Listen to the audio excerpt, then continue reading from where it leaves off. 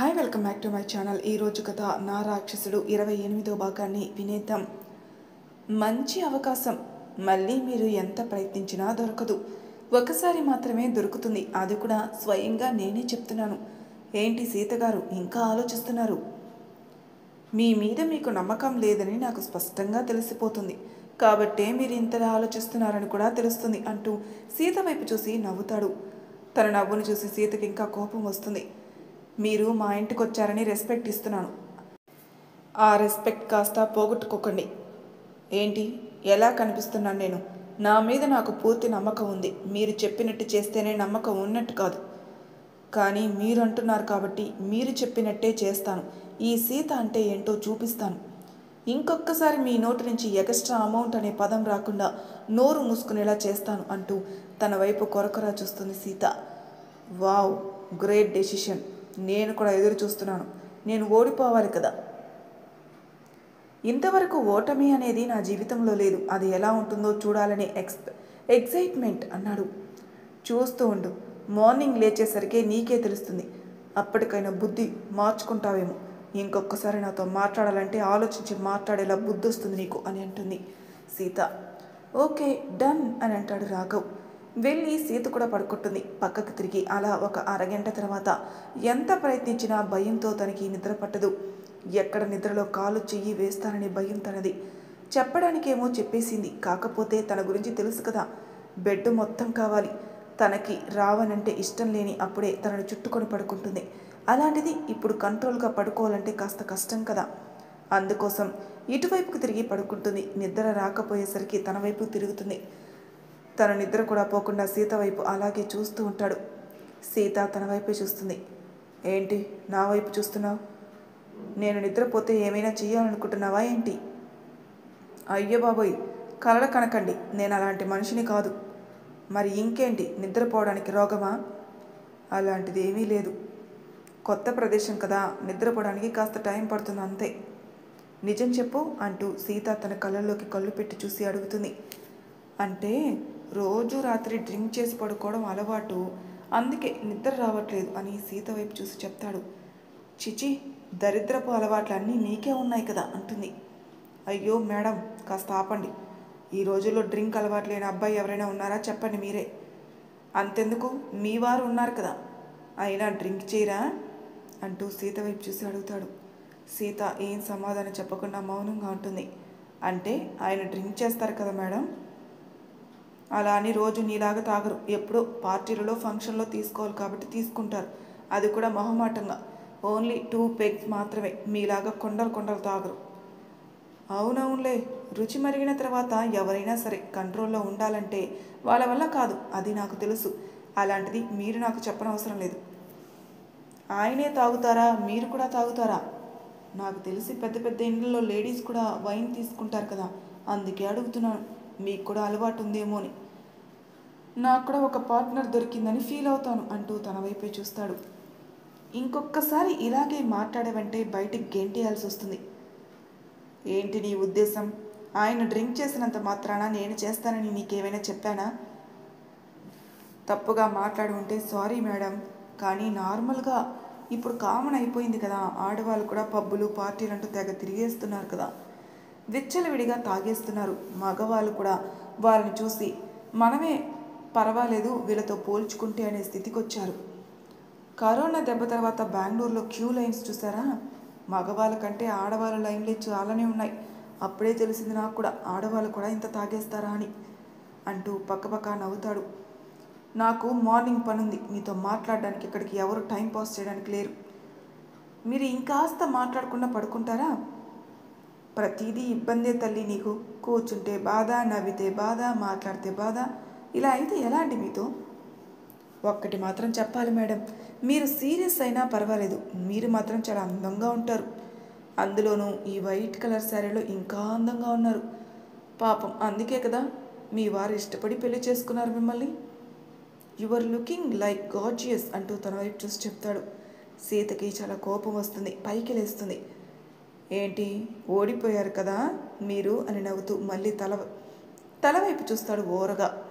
ఇంకొకసారి ఆ మాట మాట్లాడావంటే సూది దారం తీసుకొచ్చి మాట్లాడకుండా కుట్టేస్తాను. అయ్యో, అసలే మీరు హాస్పిటల్లో పనిచేస్తారు, కుట్టినా కుట్టేస్తారు తల్లి, మీతో జాగ్రత్తగా ఉండాలి అని అంటూ ఉండగా ఆ బెడ్కి పందిరిలాగా 4 వైపులా డిజైన్స్ ఉంటాయి. అందులో దోమ తెర వేయడానికి కూడా ఈజీగా ఉంటుంది. కాబట్టి మధ్యలో ఉన్న దోమతెరని కాస్త 4 వైపులా కాకుండా దాన్ని సెంటర్లో పెడుతుంది. ఏంటి, ఇద్దరి మధ్య గోడ కట్టేశారా? నువ్వు మాట్లాడి సోది వింటూ కూర్చుంటే తెల్లారిపోతుంది. అందుకే ఇక పడుకో, గుడ్ నైట్ అని చెప్పి పడుకుంటుంది సీత. పడుకోండి పడుకోండి, మార్నింగ్ కదా తెలుస్తుంది ఎక్కడ ఎవరుంటారో, ఎవరు ఓడిపోయారో, ఎవరు గెలిచారని, అప్పుడు చెప్తా అని అంటాడు. నిజమే, చూస్తూ ఉండండి అని గట్టిగానే సవాల్ విసురుతుంది సీత. తన మాటలు ఏమీ వినకుండా మధ్యలో గోడ కట్టేస్తుంది సీత. ఏంటి సీతగారు, ఇండియా పాకిస్తాన్ బోర్డర్ రెడీ చేశారా? అవును, నేను ఇండియన్ని, నువ్వే పాకిస్తాన్వి కదా, అందుకే నీతో కాస్త జాగ్రత్తగా ఉండాలని బార్డర్ పెట్టాను అంటుంది సీత. ఆ మాట మాత్రం అనకండి, ఎవరితో అయినా పోల్చండి కానీ పాకిస్తాన్ వారితో మాత్రం పోల్చకండి. ఇండియాలో పుట్టి పెరిగాను, నేను భారతీయుణ్ణి, అర్థమవుతుందా మీకు? మొదలుపెట్టిందే నువ్వు ఇండియా పాకిస్తాన్ అని, మరి మాట్లాడితే తప్పేంటి? ఏంటో, నేను మీ ఆడవాళ్ళతో ఏది మాట్లాడినా తప్పుగా తీసుకుంటున్నారు. నువ్వు మాట్లాడితే మాత్రం అది కరెక్ట్ అని ఒప్పుకుంటారా అని అంటుంది సీత. మీ హాస్పిటల్లో కూడా ఇలానే వాదిస్తారా? పోనీ ఆఫీస్లో కూడా ఇలాగే వాదిస్తూ కూర్చుంటారా? నాకు అలాంటి అవసరం ఏమీ లేదు. నీలాగే ఎక్కువగా వాగే వాళ్ళతో మాత్రమే మాట్లాడతాను. నార్మల్గా అయితే నేను ఎవరితో మాట్లాడను, నా పనేంటో నేను చూసుకుంటాను. అయ్యో, తప్పు మొత్తం నాదని అంటారేంటి? అంతే కదా, నిజంగా తప్పు నీదే తెలుసుకుంటే బాగుంటుంది. సరే మేడం, ఇకనైనా మాట్లాడడం ఆపు, నాకు నిద్ర వస్తుంది అంటాడు. అయ్యో రామా, సారీ అండి, పడుకోండి అంటూ తన వైపే చూస్తూ ఉంటాడు. సీతకి ఎంత నిద్ర ఆపుకోవాలని ప్రయత్నించినా సరే తన వల్ల కావడం లేదు. అలా నిద్రలోకి జారుకుంటుంది సీత.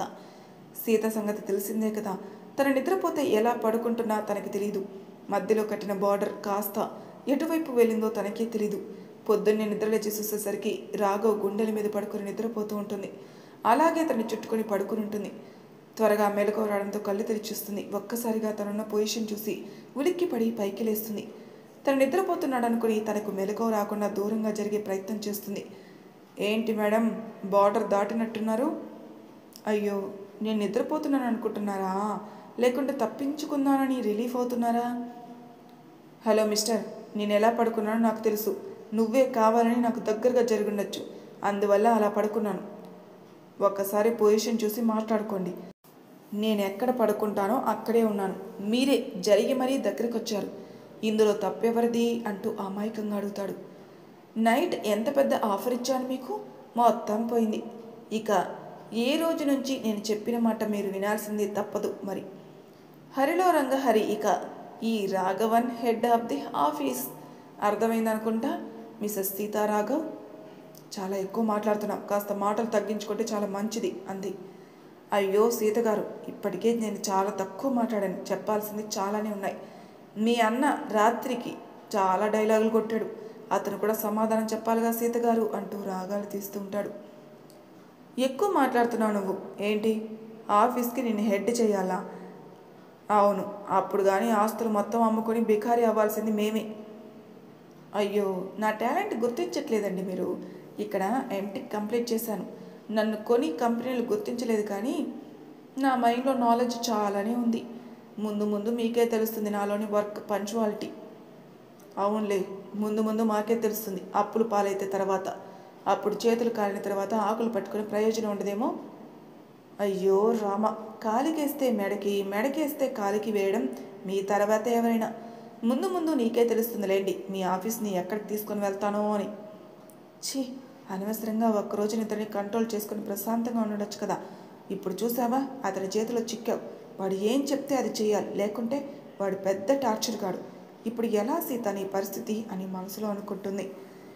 నీ పరిస్థితి ఏమీ లేదు సీతగారు, చాలా కేర్ఫుల్గా మిమ్మల్ని చూసుకునే బాధ్యత నాది. ఎందుకంటే మీ మెడలో తాళి కట్టాను కదా మిసెస్ రాఘవ్. పిచ్చి పిచ్చిగా మాట్లాడావంటే పళ్ళు రాలిపోతాయి. అయ్యో, నేనెక్కడ మీరెక్కడ చెప్పండి. ఇంత బక్కగా ఉన్నారు, గాలికి ఎగిరిపోతారేమో.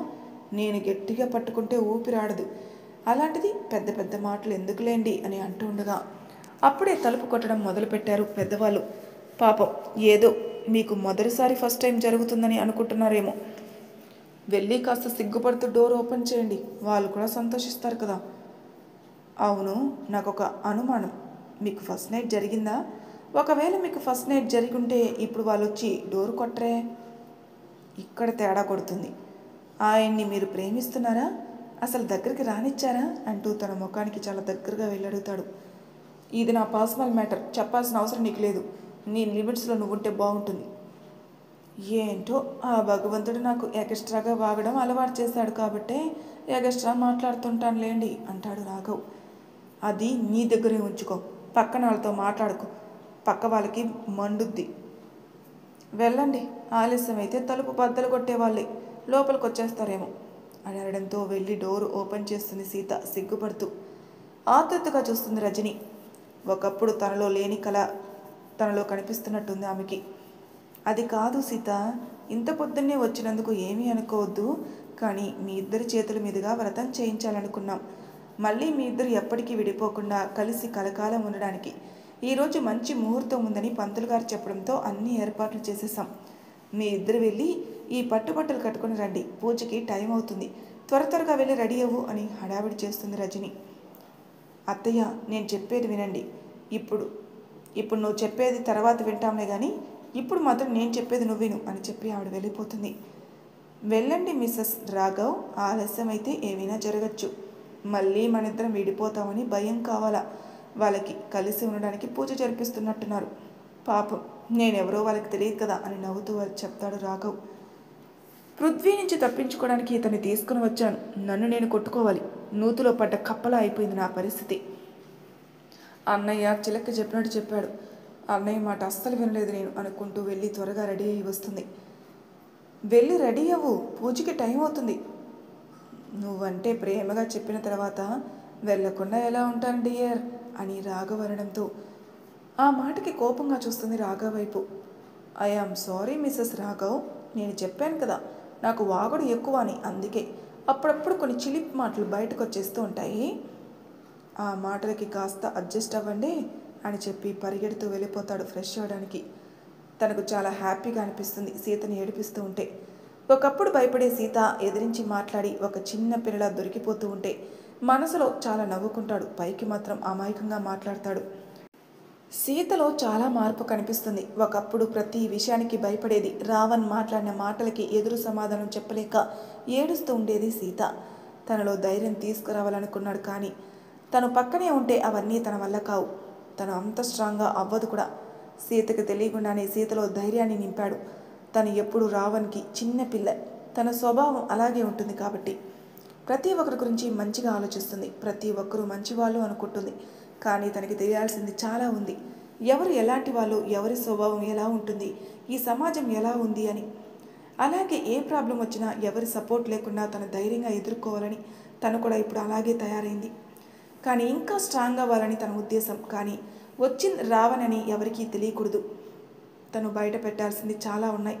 దొంగలు ఎవరో తెలుసుకోవాలి. అలాంటప్పుడు తను ఎవరో ఎవరికీ తెలియకూడదు. కనీసం సీతకు కూడా అందుకోసమే ఇన్ని రోజులు ఎవరికంటా పడకుండా తాను ఎవరో తెలియకుండా చాలా జాగ్రత్త పడ్డాడు. తను ఇప్పుడు బ్రతికే ఉన్నాడంటే దానికి కారణం మాత్రం రాధ వాళ్ళ అన్నయ్య. తను లేకుంటే రావణ్ ఈరోజు లేడని చెప్పాలి. తన శరీరంలో 3 బుల్లెట్లు దిగాయి. ఆ లోయలో పడిపోయాడు. తను లోపలికి పడిపోయారని అందరూ అనుకున్నారు, కానీ తను మాత్రం ఆ లోయలో పక్కనే ఉన్న గుంటలో పడ్డాడు. రాధ వాళ్ళ అన్నయ్య తను ఒక చిన్న దొంగ, చిన్నపాటి దొంగతనాలు చేస్తూ ఉంటాడు. ఆ రోజు యథావిధిగా పక్కన వాళ్ళ పర్స్ తీస్తాడు. అలా వాళ్ళ నుంచి తప్పించుకోవడానికి తను ఎప్పుడూ వచ్చే ప్లేస్ అది. అలాగే పర్సులో డబ్బులు తీసి ఆ పర్సన్ అన్నీ అక్కడ పారేయడం తన అలవాటు. ఆ రోజు కూడా అక్కడికి వచ్చాడు. చూస్తే అక్కడ రావణ్ ఉన్నాడు. అందులో తను చనిపోయాడు అనుకుని ముక్కు దగ్గర వేలు పెట్టి చూస్తాడు, కానీ తన శ్వాస ఆడుతుంది. తన పల్స్ చెక్ చేస్తాడు, పల్స్ కొట్టుకుంటుంది. తన గుండె మీద తలపెట్టి చూస్తాడు, తనకే అర్థమవుతుంది తను బ్రతికున్నాడని. రాధా వాళ్ళ అన్నయ్య రాఘవ్ తెలుసుకుంటాడు. అప్పుడు వెంటనే తన చిన్ననాటి ఫ్రెండ్ ప్రీతి, అలాగే తన గర్ల్ ఫ్రెండ్ కూడా తను కూడా ఒక హాస్పిటల్లో నర్స్గా వర్క్ చేస్తుంది. అతను చూసిన వెంటనే అందులో తనకి బుల్లెట్ గాయాలు ఉన్నాయి అంటే ఎవరైనా తన్ని చంపాలని ప్రయత్నించవచ్చు, లేకుంటే అతను పోలీస్ అవ్వచ్చు, లేకుంటే దొంగ అయినా అయి ఉండొచ్చు. కానీ మనం ఏదైనా హాస్పిటల్కి తీసుకుని వెళ్తే అతని గురించి చాలా ఎంక్వైరీ చేస్తారు.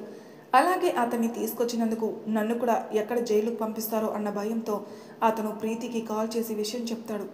ప్రీతి విషయం తెలుసుకున్న తర్వాత తన వెంటనే స్కూటీ తీసుకుని ఆ ప్రదేశానికి వస్తుంది. అక్కడ రక్తపు మడుగులో పడి ఉన్న రావణ్ణి చూసిన తర్వాత వెంటనే తను అక్కడి నుంచి పనిచేస్తున్న హాస్పిటల్కి కాకుండా తనకి తెలిసిన ఒక చిన్న హాస్పిటల్కి తీసుకెళ్తుంది. ఎందుకంటే తను చాలా రోజులు అక్కడే పనిచేస్తుంది, కానీ అక్కడ ఎక్కువ మంది పేషెంట్లు రాకపోయేసరికి డాక్టర్ తనని వేరొక హాస్పిటల్కి వెళ్ళమని చెప్పారు. ఈవినింగ్ తను యథావిధిగా అదే హాస్పిటల్కి వచ్చేస్తుంది. ఎందుకంటే అతను ఓన్లీ ఈవినింగ్ టైం మాత్రమే ఓపీలో కూర్చుంటారు. ఎందుకంటే అతను ఒక గవర్నమెంట్ డాక్టర్ కాబట్టి ఈవినింగ్ తర్వాత ఒక హాస్పిటల్ ఓపెన్ అవుతుంది. అందువల్ల అక్కడికి తీసుకుని వెళ్ళి ఆ తర్వాత తనకి ట్రీట్మెంట్ మొదలు పెడతారు. ఆ డాక్టర్ గారు, ఎందుకు తీసుకొచ్చావు, అతను ఎవరు, అతని బ్యాక్గ్రౌండ్ ఏంటి, ఏమీ కూడా ఆయన అడగలేదు. ఎందుకంటే ప్రీతి మీద నమ్మకం. వయసు 50 ఏళ్ళు ఉంటాయి. తనని ఒక కూతురులా చూసుకున్నారు ఆయన. అందువల్ల కొన ఊపిరితో ఉన్నారా అవన్నీ చాలా ఖర్చు చేసి కాపాడాడు. అతను బ్రతకాలనే సంకల్పం రావణ్ మనసులో ఉంది కాబట్టే తను బ్రతకగలిగాడు అని డాక్టర్ చెప్పారు. అంటే తను దేనికోసమో పోరాడుతున్నాడు. ఇంత క్రిటికల్ పరిస్థితిలో కూడా పక్క వాళ్ళ బాడీ ట్రీట్మెంట్కి సహకరించదు, కానీ ఇతను తన శరీరాన్ని చాలా మోటివేట్ చేసుకుంటున్నాడు. బ్రతకాలనే తపన తనలో ఉంది. అతను ఒక మంచివాడు చెడ్డవాడు తర్వాత విషయం, కానీ ముందు అతను బ్రతికిన తర్వాత అతని గతం ఏంటో మనం తెలుసుకోవాలి. ఇప్పుడు అతనికి పర్వాలేదు. 5 days అదే హాస్పిటల్లో తనను ఉంచుతారు. తనని ప్రీతి చాలా జాగ్రత్తగా చూసుకుంటుంది. తను హాస్పిటల్కి వెళ్ళడం కూడా 5 days తర్వాత అతను కళ్ళు తెరిచి చూడడంతో తను ఇప్పుడు ఓకే కాబట్టి ఎక్కువ రోజులు ఈ హాస్పిటల్లో ఉంచడం మంచిది కాదు. మీరు తనని మీ ఇంటికి తీసుకుని వెళ్ళి ఎవరి కంటా పడకుండా తను జాగ్రత్తగా చూసుకోండి. తర్వాత అతను ఎవరో మీరు డీటెయిల్స్ తెలుసుకోండి అని డాక్టర్ చెప్పడంతో రాఘవ్ తన ఇంటికి తీసుకుని వెళ్తాడు. తనని అక్కడ రాఘవ్తో పాటు తిరిగే పోరగాళ్ళకి అలాగే చిన్న చిన్న దొంగతనాలు చేసే చాలామంది ఉన్నారు. ఆ ఏరియాలో ప్రతి ఒక్కరికి అతను రాఘవ్ అని చెప్పమని చెప్తాడు. తనని కూడా ఒక దొంగగా తనని సృష్టిస్తాడు రాఘవ్. కొద్ది రోజులకి తను పూర్తిగా కోలుకున్న తర్వాత రావణ్ తన గతాన్ని రాఘవ్తో చెప్తాడు. ఏంటి బాస్ ఇది, తినడానికి తిండి లేక దొంగతనాలు చేస్తున్నాను. నేను ఎంతో చదువుకున్నాను, కానీ ఒక దొంగ అని ప్రతి ఒక్కరు నన్ను చూస్తున్నారు. ఏ ఒక్కరు కూడా ఉద్యోగం ఇవ్వడానికి ముందుకు రాలేదు, కానీ అంత ఆస్తి ఉంది, అంత పేరు ఉంది, కానీ చుట్టూతో శత్రువులు పెట్టుకుని ఎలా బ్రతుకగలుగుతున్నావు అని రాఘవ్ ప్రశ్నించిన ప్రశ్నకి నువ్వు చెప్పింది కూడా నిజం. ప్రతి ఒక్కరూ వెళ్లాల్సింది 6 అడుగుల స్థలంలోకే, కానీ ప్రతి ఒక్క మనిషి ఏదో కావాలి, ఏదో పొందాలని తపన పడుతూ తన జీవితాన్ని పోగొట్టుకుని ఉంటారు. అలాగే నా జీవితం కూడా అయిపోయింది. డబ్బు సంపాదించాలని పట్టుదల కసితో నిద్ర లేకుండా ఎంత దూరం తీసుకుని వచ్చాను. అలాంటిది ఇప్పుడు నా ఫ్యామిలీని ఒంటరి చేసి వెళ్ళిపోతాననే బాధ. ప్రేమించి పెళ్లి చేసుకున్న అమ్మాయిని ఏ రోజు కూడా సంతోషంగా చూసుకోలేదు. అలాంటి అమ్మాయి నా వల్ల చాలా బాధపడింది. కనీసం ఒక్కరోజైనా తనతో సంతోషంగా ఉండాలని తను గన్ షూట్ చేసినప్పుడు నాకు తెలిసింది, కానీ ఏమీ చేయలేని నిస్సహాయ స్థితి నాది. నువ్వు లేకుంటే బ్రతికేవాడిని కాదు. ఏం కావాలో చెప్పు, ఎంత డబ్బు కావాలో చెప్పు, నా ప్రాణాలు కాపాడినందుకు నా సర్వస్వం, నా ఆస్తి మొత్తం నీకు ఇవ్వడానికి నేను సిద్ధంగా ఉన్నాను అని రావణ్ చెప్పిన మాటలకి, ఆస్తి ఎవరికి కావాలన్నా నువ్వు ప్రేమగా 2 మాటలు మాట్లాడు, అప్పుడప్పుడు నన్ను చూస్తూ పలకరించి చాలు, అది చాలు. మరి నా కోసం ఇంత ఖర్చు చేశావు కదా, ఆ డబ్బులు నీకు ఎక్కడి నుంచి వచ్చాయి? చెల్లికి ఆపరేషన్ చేయించడానికి దాచిపెట్టానన్నా అంటూ తన చెల్లికి ఉన్న ప్రాబ్లం కూడా తనకి చెప్తాడు. ఆ మాట విన్న తర్వాత తన గుండె తరుక్కుపోతుంది. తను ఎవరో ఇప్పుడే బయట ప్రపంచానికి తెలియకూడదు. తను ఆ రోజు తనని షూట్ చేసిన వ్యక్తిని సరిగ్గా చూడలేదు. అందరి గురించి తెలుసుకోవాలి, దొంగలు ఎవరో బయటికి రావాలనుకుని తనే రాఘవ్గా మారి సీత కంట్లో పడ్డాడు. సీత చూడాలని, సీతకి పెళ్ళి అన్న విషయం తనకి తెలిసిన తర్వాత ఈ ప్లాన్ వేశాడు తను. ఎందుకంటే ఆ రాఘవ్ ప్రతి నిమిషం ఆ కుటుంబాన్ని అబ్జర్వ్ చేస్తూ ఉన్నాడు.